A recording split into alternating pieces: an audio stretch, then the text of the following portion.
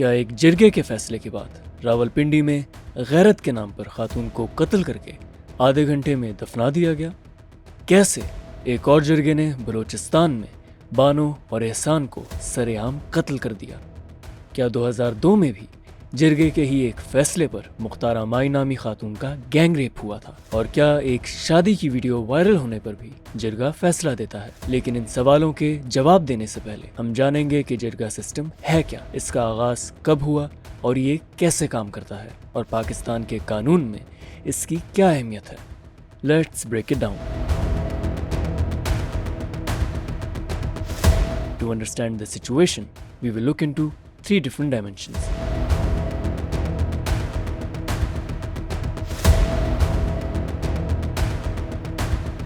جرگہ system نہ صرف پاکستان میں بلکہ پورے ساؤتھ ایشیا میں صدیوں پرانی روایت ہے۔ یہ اکثر قبائلی اور دیہی علاقوں میں جوڈیشل، لیجسلیٹو اور ایڈمنسٹریٹو باڈی کے طور پہ کام کرتا ہے۔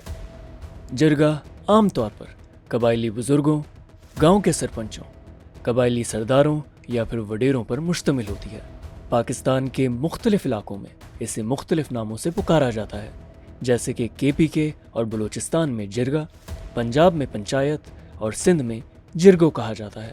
پاکستان کے سوشل کوڈ آف کنڈکٹ کے مطابق جرگہ کسی بھی سوسائٹی کے رہنماؤں کی ایک مجلس ہے جو کنسنسس کے ذریعے فیصلے کرتی ہے۔ یہ 2 گروپس کے درمیان تنازعات کو حل کرنے کے لیے بلایا جاتا ہے۔ فار ایگزامپل، پیسوں کی لین دین، آپسی جھگڑے اور قتل کے تنازعات۔ یہ جو جتنے بھی جرگے ہیں یا مصالحتی کمیٹیاں ہیں، ان کا جو ڈومین ہے نا وہ ہونا چاہیے آپس کے کوئی مالی جھگڑا، کوئی جائیداد کا جھگڑا ہے۔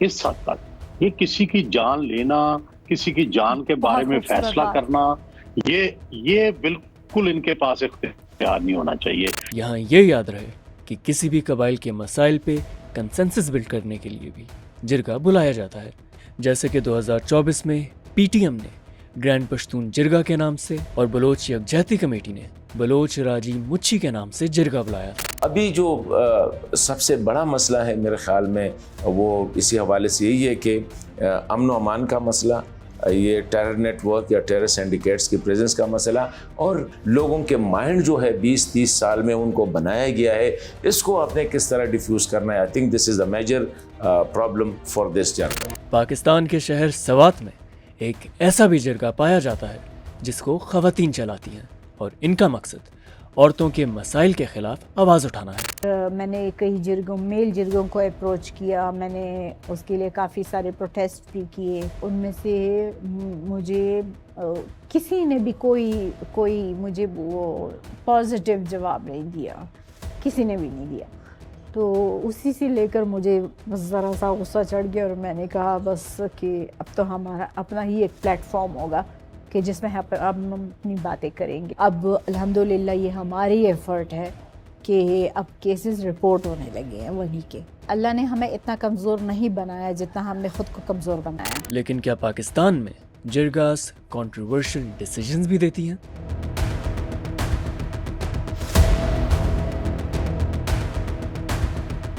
جرگہ سسٹم پاکستان میں کئی متنازع فیصلوں کی وجہ سے تنقید کی زد میں رہا ہے۔ 2002 میں پنجاب کے گاؤں میروالا میں جرگہ نے مختارہ مائی کے بھائی کے ایک الیجڈ افیئر کی سزا کے طور پر مختارہ مائی کے گینگ ریپ کا حکم دیا تھا۔ شام کا ٹائم تھا، چلے گئے، وہاں پر گئے تو بس ایسے ہی پتہ چلا، بس وہ وڈیرا جو تھا نا، مجھے آج ہی اس کا منظر یاد ہے۔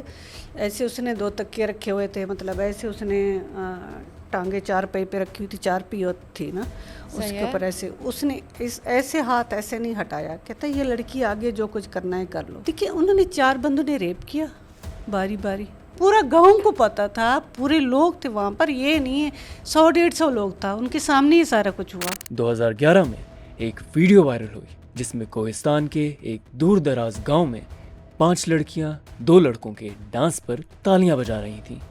اللیجڈلی مقامی جرگے نے آنر کی وجہ سے ان لڑکیوں کو قتل کرنے کا حکم دیا اور پھر ان کو قتل کر دیا گیا۔ 30 مئی 2012 سے 1 ماہ پہلے سے انہوں نے وہ لڑکیوں کو کمرے میں بند رکھا کہ بہت زیادہ ان کو پریشان کر کے بعد میں 30 مئی 2012 کے رات کو 2 بجے کا ٹائم ان کو ذبح کر دیا۔ اور پھر 2019 میں اس کیس کے وسل بلور افضل کوہستانی کو بھی قتل کر دیا گیا۔ اسی طرح جولائی 2008 میں بلوچستان کے بابا کوٹ گاؤں ڈسٹرکٹ جعفر آباد میں 5 عورتوں کو زندہ دفنایا گیا۔ ان عورتوں نے اپنی مرضی سے شادی کرنے کا فیصلہ کیا تھا، جس کی وجہ سے ان کو یہ سزا مبینہ طور پہ جرگہ کے کہنے پہ دی گئی تھی۔ سندھ میں ایک 16 سالہ لڑکی کی شادی جرگے کے حکم پہ ایک 50 سالہ مرد کے ساتھ کر دی گئی۔ یہ واقعہ 2017 میں سکھر سندھ میں پیش آیا تھا۔ یہ صرف چند ایسے کیسز ہیں جن نے جرگہ سسٹم کو ایکسپوز کیا ہے۔ تو کیا جرگہ پاکستان میں as a parallel justice system کام کر رہا ہے؟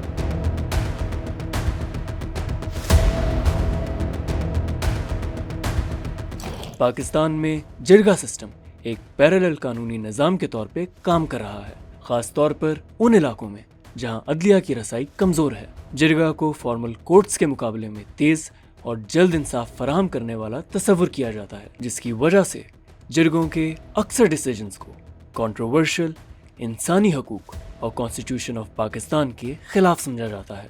جرگہ کے فیصلے اکثر ایک ہی سماعت میں سنائے جاتے ہیں۔ یہ عام طور پر فائنل اور بائنڈنگ تصور کیے جاتے ہیں اور ان کے خلاف اپیل بھی نہیں کی جا سکتی۔ بعض اوقات جرگے کے فیصلوں میں رشوت اور سیاسی اثر و رسوخ بھی شامل ہوتا ہے۔ سپریم کورٹ آف پاکستان کے ساتھ ساتھ کئی عدالتوں نے یہ ججمنٹس دی ہیں کہ جرگہ سسٹم اللیگل ہے، ان کا کوئی بھی ڈیسیجن نہیں مانا جائے اور پولیس اس بات کو انشور کرے کہ جرگہ کسی بھی مسئلے کو خود سے حل نہ کرے۔